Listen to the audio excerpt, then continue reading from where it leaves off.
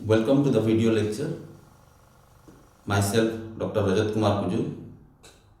Currently, I am working as assistant professor in the postgraduate department of Political Science and Public Administration, Sambalpur University.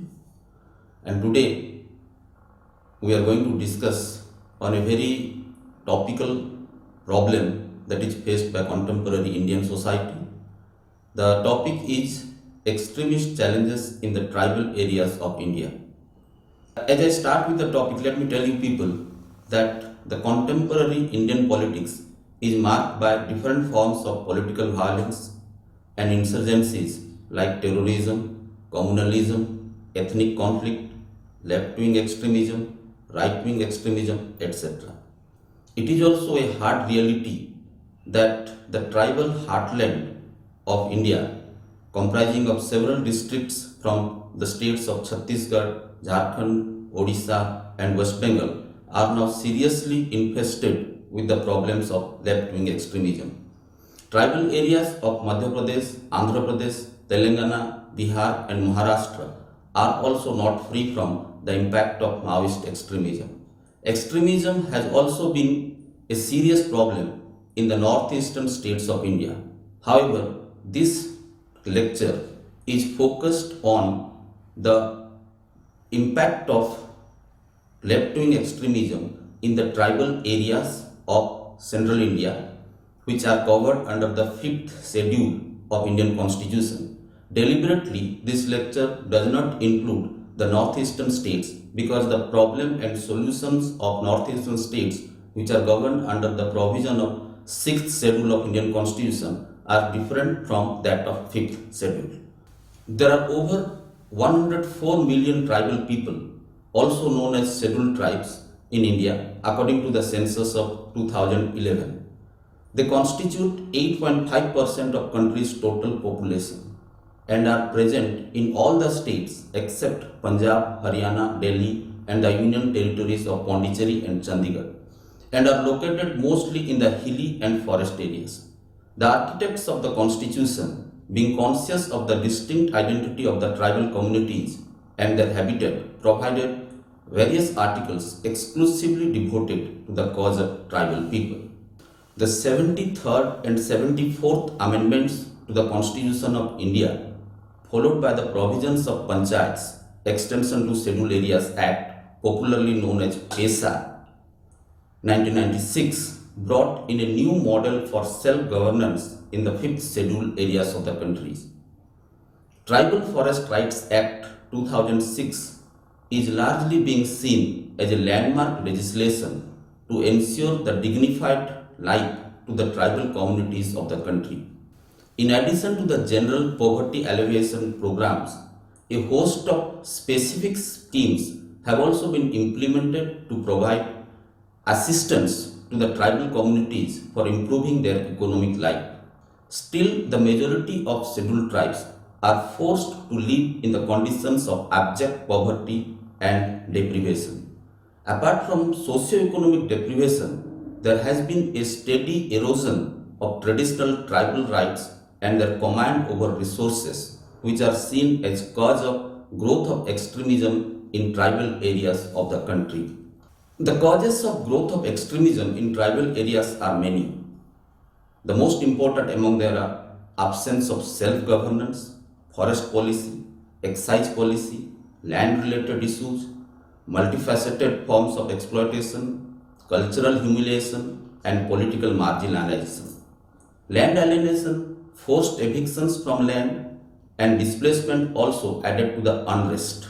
Failure to implement protective regulations in the scheduled areas, absence of credit mechanism leading to dependence on moneylenders and consequent loss of land, and often even violence by the state functionaries added to the problem.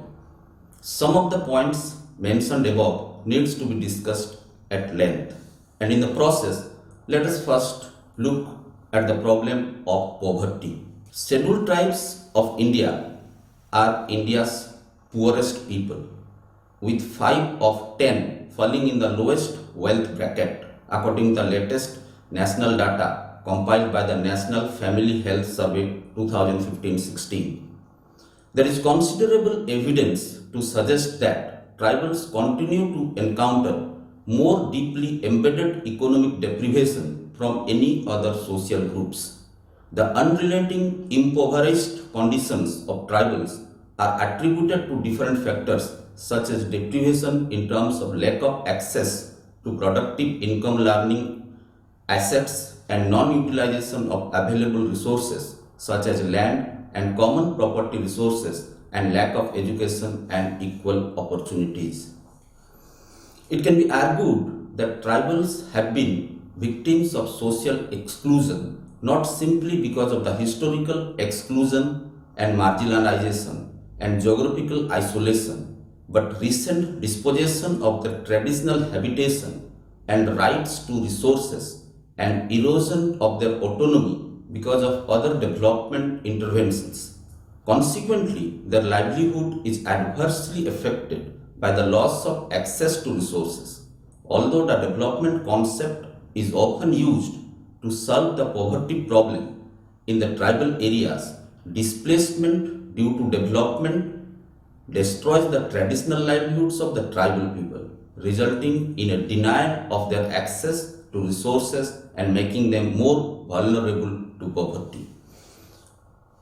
The poverty of the tribal population is closely associated with the problems of lack of education and unemployment. It is a hard reality that tribal population in India are concentrated more in the forest, inaccessible terrains. An unfortunate reality of the post-independent India is the fact that the government, despite of lots of eye-catching policies, lots of tailor-made programs, it has not been able to ensure quality education to the tribal communities living in the forest and hilly terrains of the country. This has added to their agonies because lack of education also contributes towards the growth of the problem of unemployment among the tribal communities. This is what is basically creating an unrest among the tribal communities, because there is a saying that goes that a hungry stomach can commit every crime. And this reality has to be looked upon from a practical angle rather than from sitting inside the AC chambers and formulating policies for the most marginalized community of this country. The second issue, which is closely associated and which is the most contributing factors for the growth of tribal alienation and tribal unrest, is the issue of land. Denial of access to land is a major factor causing alienation among tribal communities across the country. It must be understood that land is more than a source of earning for the tribals, but it is also a symbol of tribal identity and tribal pride. It was the denial of land rights and forceful occupation of tribal lands by the zamindars that ignited the flames of left-wing extremism in India in its first phase in 1967. Today, before we discuss on the problem of tribal alienation, let me take back you to certain past events which caused the left-wing extremism in the tribal heartland of India. In 1967, one young tribal farmer, Bimal Kisan, went to plough his land in the Naxalbari village of the Darjeeling district of West Bengal. And when he went there, he was killed by the local zamindars illegally. This particular incident completely engulfed the tribal areas of West Bengal, and there was large-scale tribal unrest and forceful recapturing land movements organized particularly by Charu Majumdar, Jangal Santyal and Kanu Sanyal. And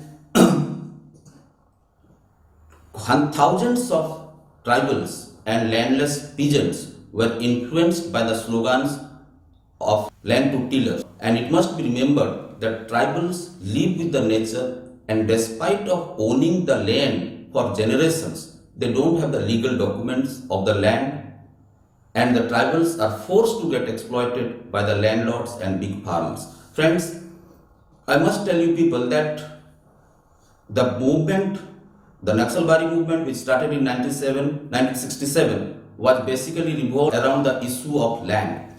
But the failure to undertake land reforms in the tribal areas particularly is responsible to make tribals being exploited on the issue of land after the 40-50 years of the beginning of the left-wing extremism in this country. Second thing, which is very much the third issue that is very, very important and crucial for the tribal life is the factor of forest. The conflict pertaining to forest dwellers' right to land and forest produce is a major source of unrest in large parts of the country. Forest conservation has found a strange companion in industrial forestry.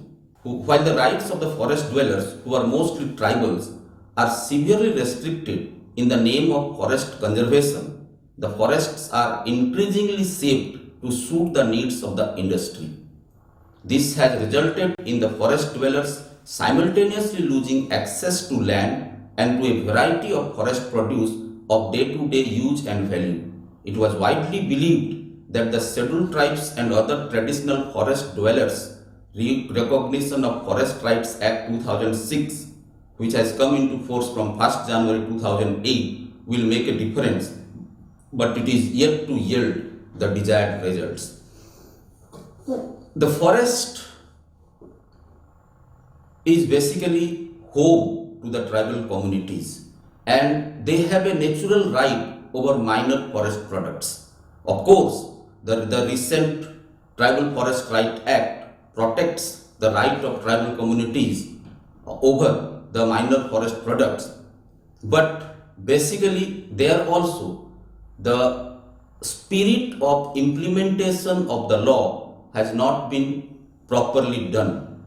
The mechanisms, the provisions of the law has been largely confined to the law books only, whereas the actual benefits of the law is yet to reach to the tribal communities. And this is the reason why the tribal communities are being deprived of their natural right from the minor forest products. And this is seriously affecting their livelihood, this is seriously affecting their progress. And this is causing serious dissatisfaction, serious disorientation, and serious alienation among the tribal communities. And in a sense, it is creating a gap between the government and the governed. And the tribal communities' dissatisfaction over the government is also, in a way, exploited by the extremist elements who have made their presence cemented in the tribal vicinities of the tribal heartland. The next point that I would like to highlight is industrialization. With the liberalization of Indian economy, industrialization and mining activities took the center stage of India's new development agenda. Industrialization is a reality, and friends, no one can deny that. But industrialization at what cost? This is a question that one needs to answer. Because if we look at the political geography of this country, it is a reality that the most of the mines and minerals deposits of our country are situated in the areas which is inhabited by the tribal communities. They are living there over centuries. And now, in the name of development, they are being uprooted from their natural inhabitants. This is a problem because you see, industrialization is a welcome step. Industrialization brings in modernization. And in a country like India, industrialization is a reality. But when we are talking about industrialization, we also automatically we need to talk about land acquisition as well as resettlement and rehabilitation. Whereas land acquisition is strictly followed by different government agencies as well as industrial houses, the same spirit is lacking as far as the implementation of resettlement and rehabilitation is concerned. There have been instances of unrest and violence incited by different elements in the name of mad industrialization. For example, I would like to say, a few years back in Odisha, in Kalinganagar, a number of innocent tribals were killed while they were staging protest for land acquisition by Tata Group of Industries. But at the same time, I must say, the tribals were protesting because they lost their land, and their legitimate protest has to be answered. Their legitimate concerns are to be answered. But in the case of industrialization, there is also a third angle that has to be understood, that tribals are losing their lands for the purpose of industrialization. Government is keen on bringing on development with going by industrial process. But at the same time, there is another element who is playing its own role, that is the group of CPI Maoists. While the government is acquiring land for the purpose of industrialization, naturally the lands which are acquired by the industrial houses are from the tribal communities. And what happens, as I said, that most of the tribals, even if they own the land from generations to generations, they lack the legal documents of that particular area of land. And because of that, they very often they face difficulties in getting rehabilitation and resettlement. And in the process, what happens, there is another element that I told you people, that the left-wing extremist groups, they come over and they try to manage the gap between the government and the tribal communities. And this is the cause which is creating serious law and order problem in the tribal areas, where lots of industrial activities, lots of mining activities are going on. Then another serious issue that I would like to highlight over here is administrative and political baldness. Democratic political space is created and protected by the state through its agencies. Because of the near total absence of administration in the deep forest areas of North Telangana, Bastar, Malkangiri, Jharkhand and other contiguous forest areas, democratic opportunities and democratic political space is unavailable in those areas. Of course, now the government agencies are trying to reach out, but they are not believed by the simple tribal population because of the past experiences. I would like to comment on certain things of these administrative and political failures in the tribal areas. As I have already mentioned, that the tribal areas are constitutionally allowed to govern according to provisions of 5th schedule. However, lots of provisions of 5th schedule have been limited only to the constitutional provisions. In ground reality, they have never been implemented. As I told earlier, that India has a population of over 10 crore tribals who are protected by the 5th schedule and 6th schedule of constitution. The 5th schedule covers Adivasis in the 9 states, while the 6th schedule is applicable to the northeastern states. Though tribals under the 6th schedule have been provided with considerable autonomy, the protection extended to 5th schedule areas have remained on paper only. As I said, the 6th schedule is applicable to the northeastern states of India. Lots of autonomous councils have come up in the northeastern states. The tribal groups residing in the northeastern states enjoy a lot of autonomy in terms of governing their internal matters. As far as the fifth schedule is concerned, the same spirit has been lacking.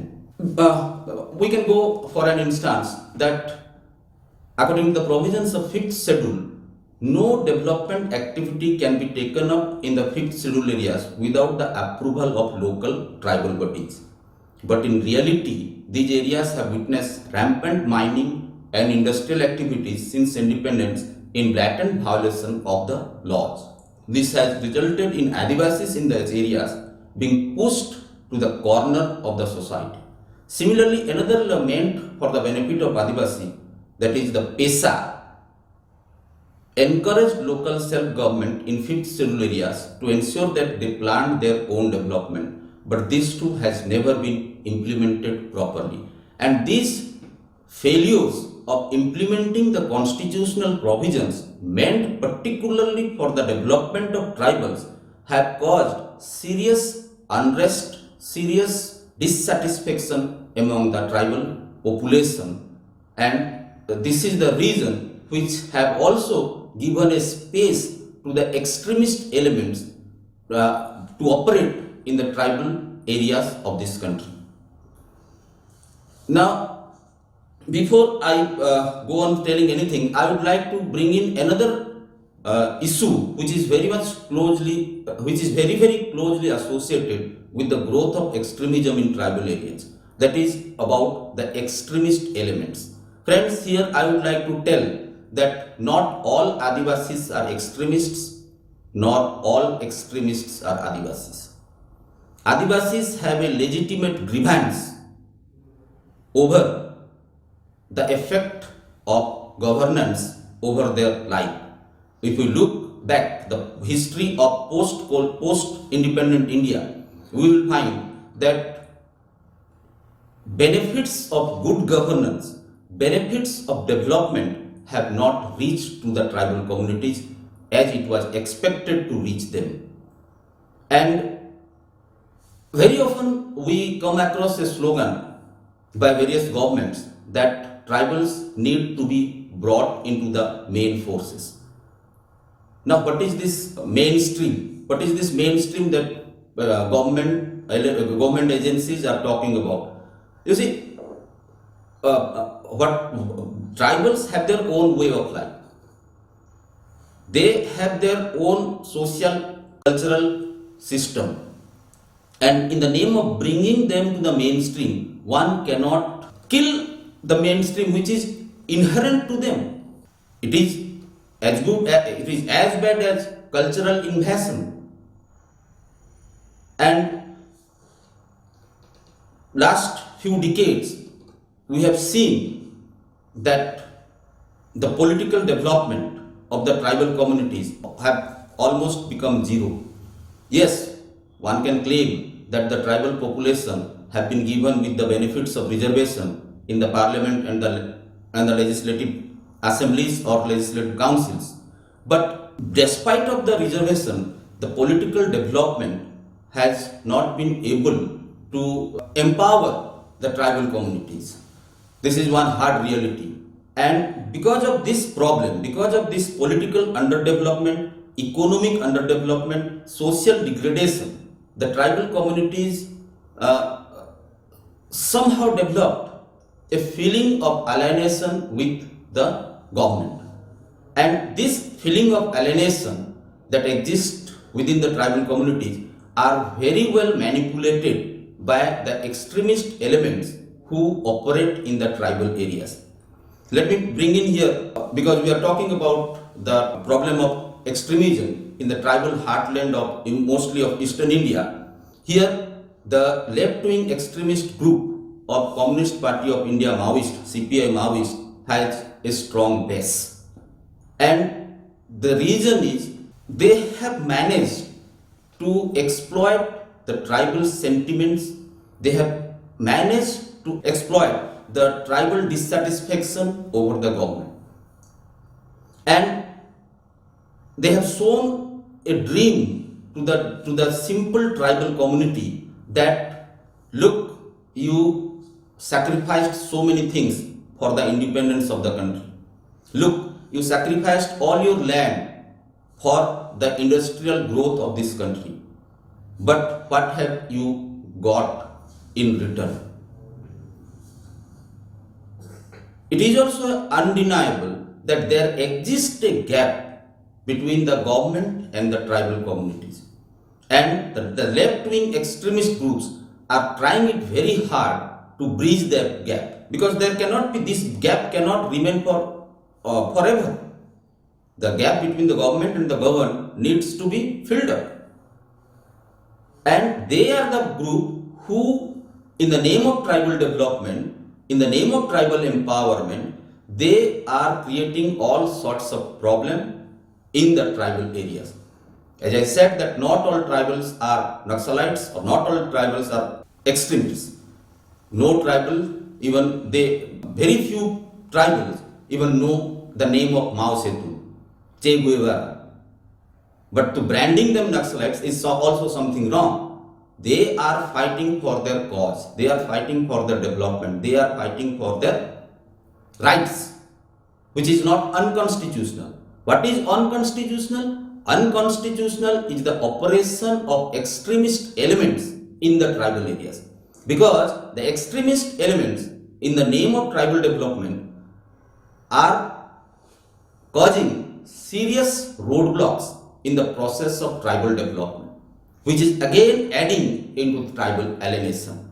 So it is very much important, while we analyze the cause of tribal unrest, or while we analyze the cause of extremism in the tribal areas, it is very, very important for us to consider the fact that the tribal areas are now poisoned by the elements of extremists, particularly left-wing extremists.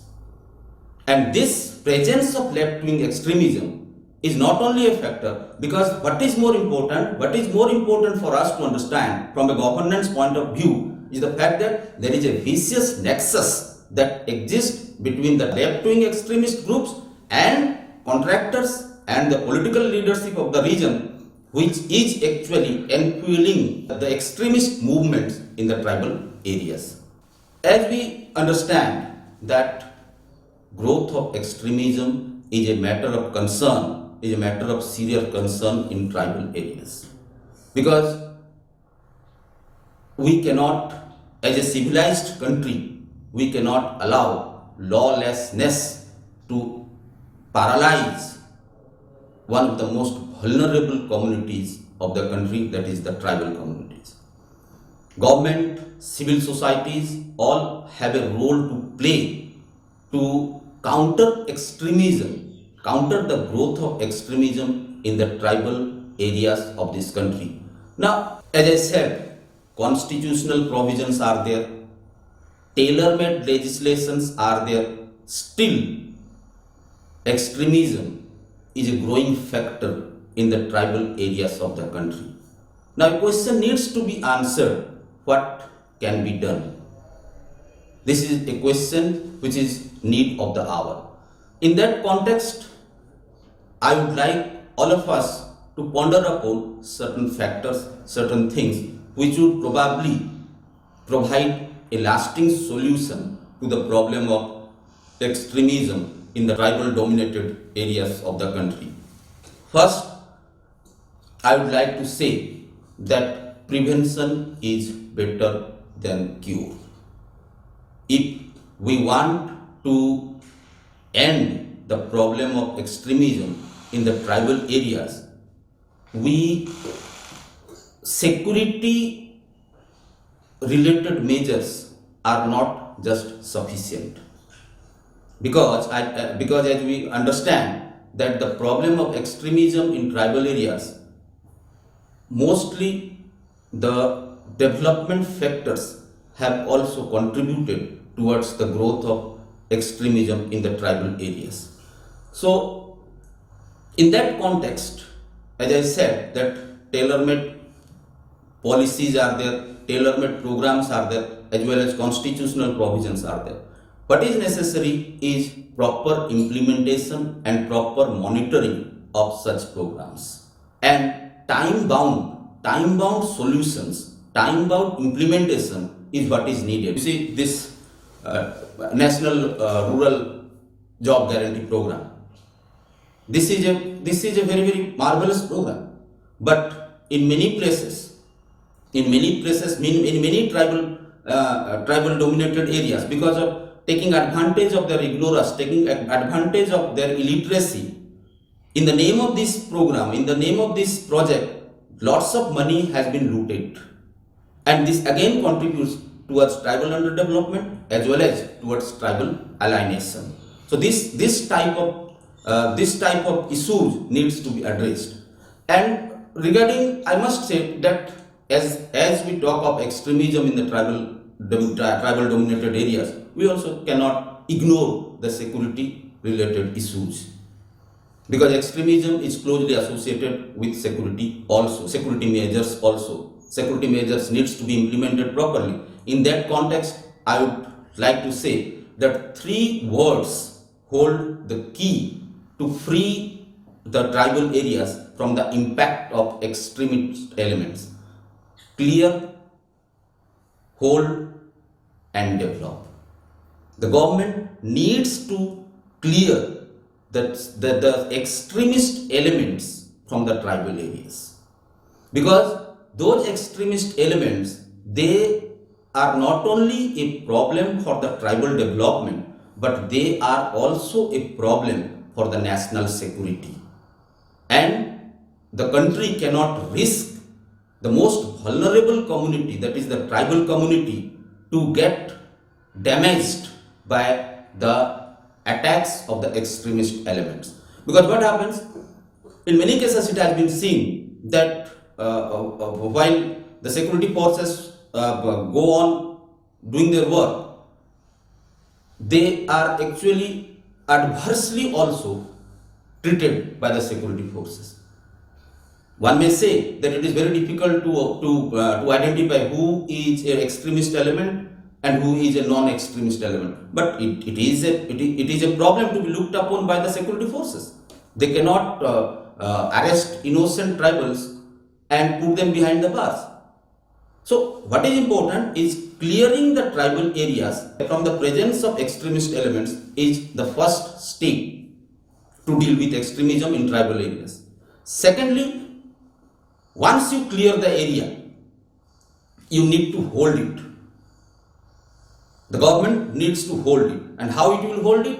It will hold it by creating infrastructures, by creating democratic institutions, by instilling faith among the tribals on the democratic governance of the country.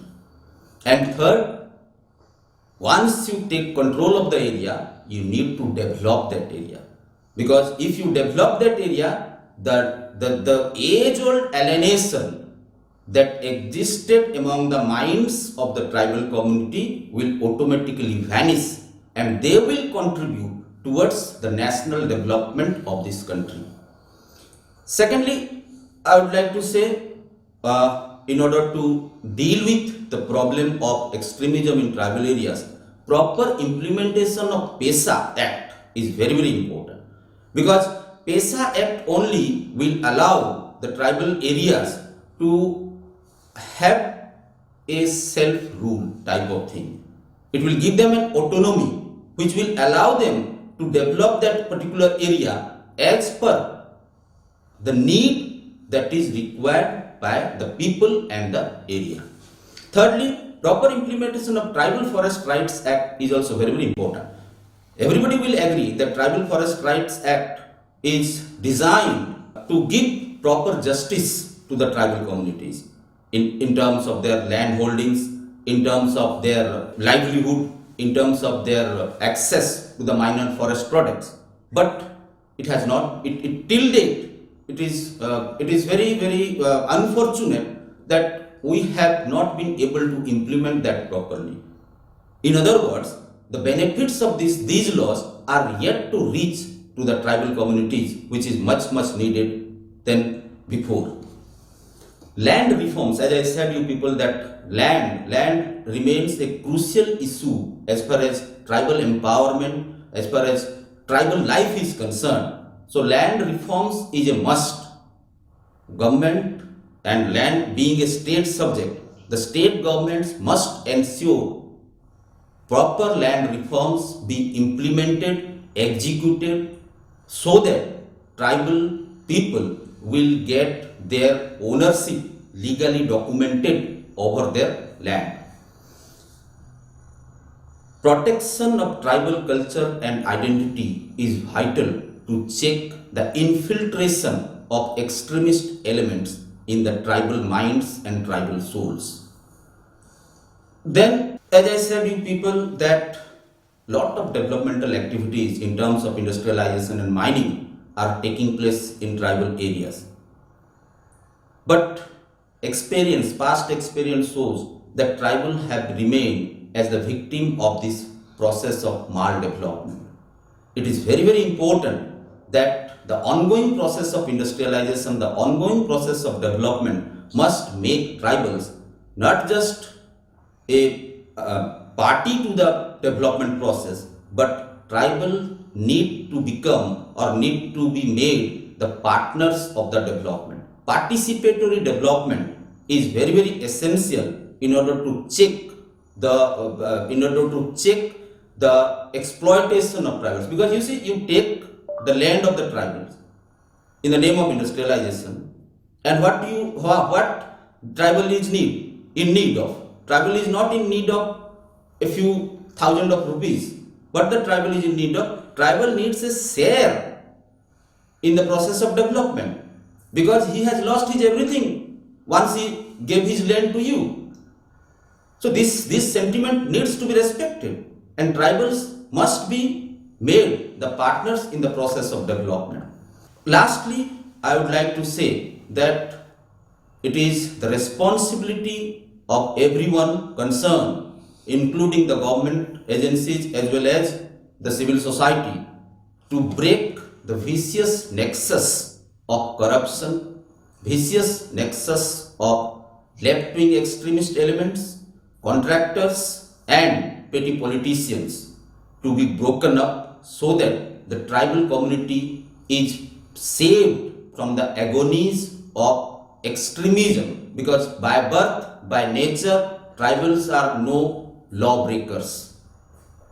Tribal have a distinct community. They have contributed in the process of independence movement immensely, and in the post-independent era also they have a role to play in the process of nation building and national development. And this can be possible only if this vulnerable community is saved from the destructive influence of the extremist elements which exist in the tribal areas of India. Thank you.